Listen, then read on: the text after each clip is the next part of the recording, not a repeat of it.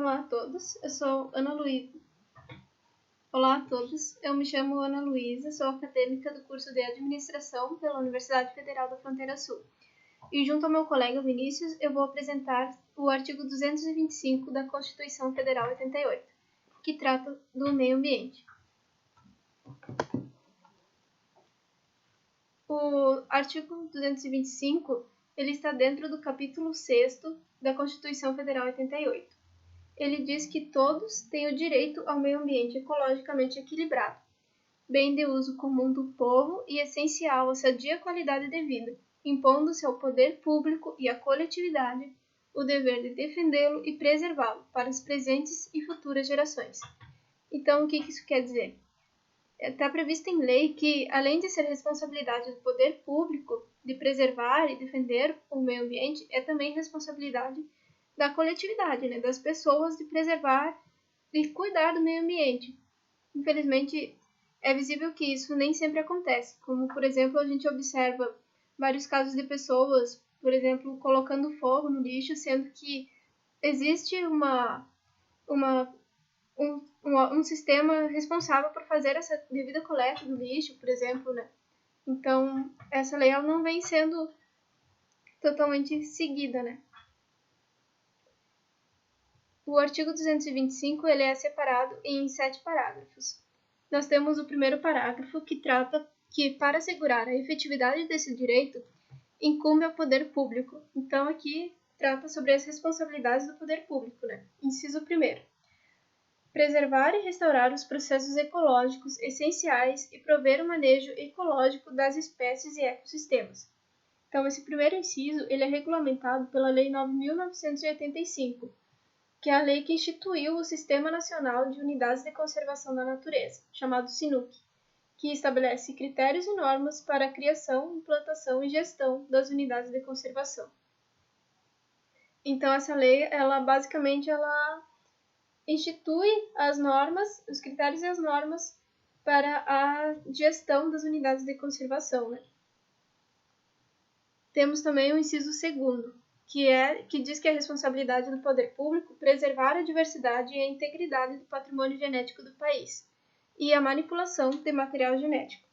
Esse inciso, então, ele é regulamentado pela Lei 9.985, pela Lei 11.105, que é a chamada Lei da Biossegurança, que estabelece as normas, né, de segurança e os mecanismos de fiscalização acerca das atividades relacionadas à manipulação genética, à importação e à exportação de materiais.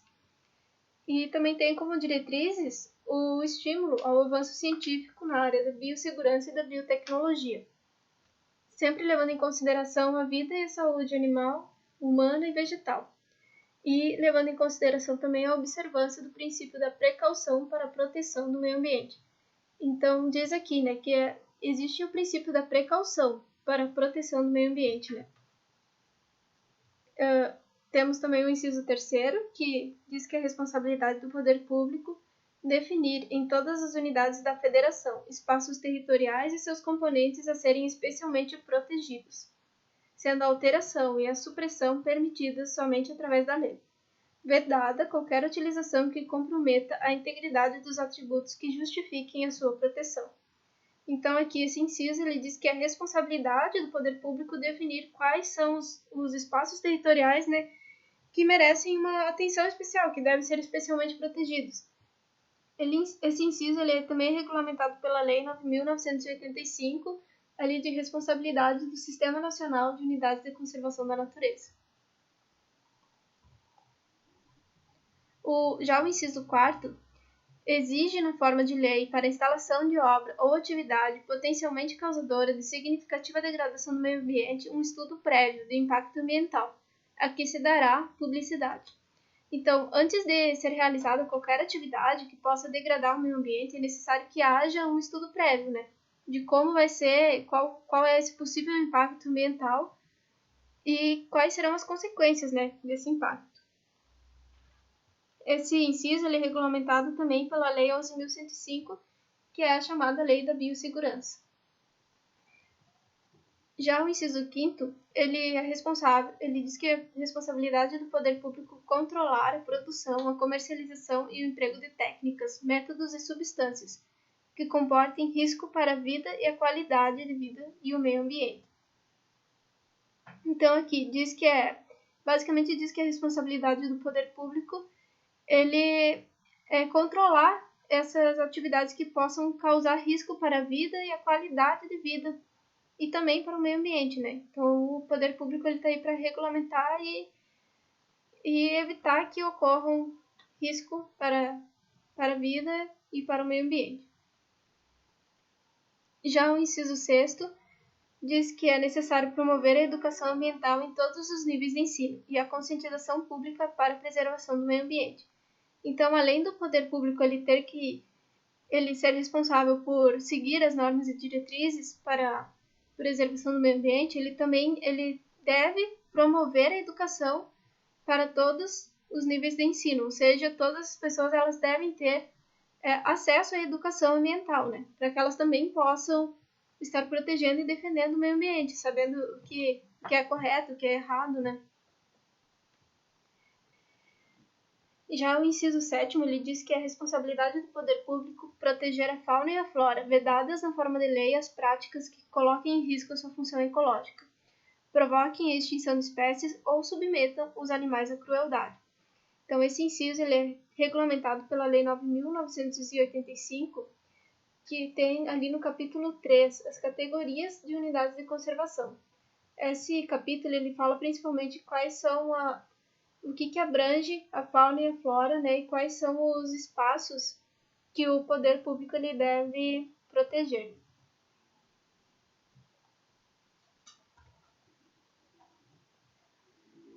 Então, aqui, esse foi o parágrafo 1º do artigo 225, e ele contempla principalmente a Lei 9.985, a Lei 11.105 e a Lei 13.123.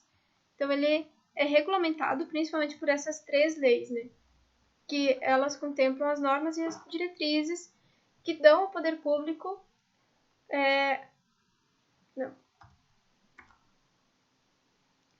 Então, essa foi a apresentação do parágrafo 1º, que fala principalmente sobre os deveres do poder público, né?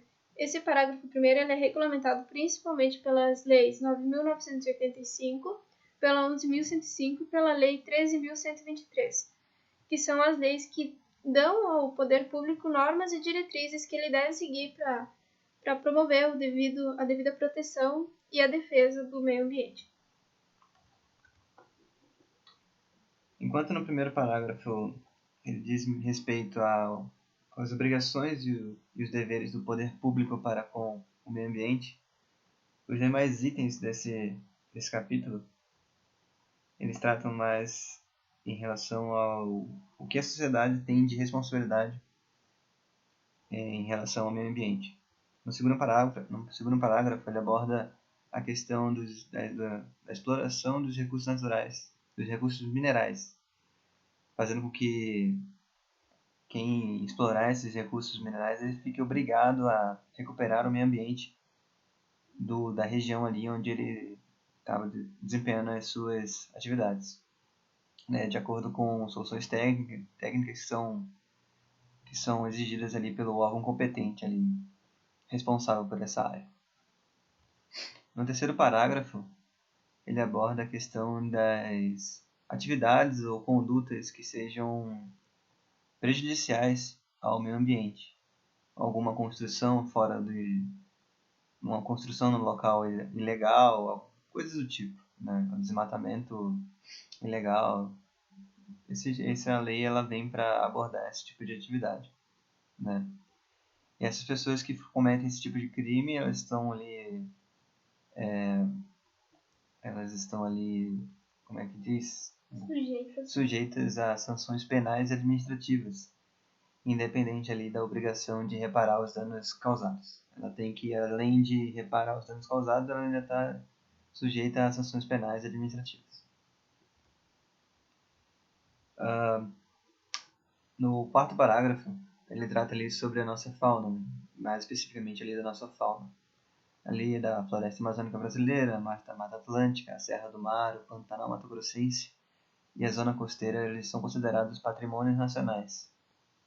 E a sua utilização será far-se-á na forma da lei, dentro de condições que assegurem a preservação do meio ambiente, inclusive quanto ao uso dos recursos naturais.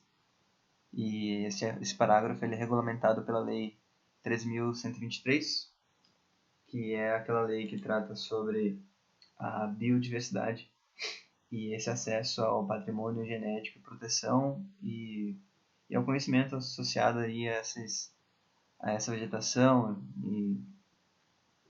e as coisas relacionadas a essa fauna. No quinto parágrafo, ele está ali em relação à demarcação ali, né, em relação à terra do nosso território.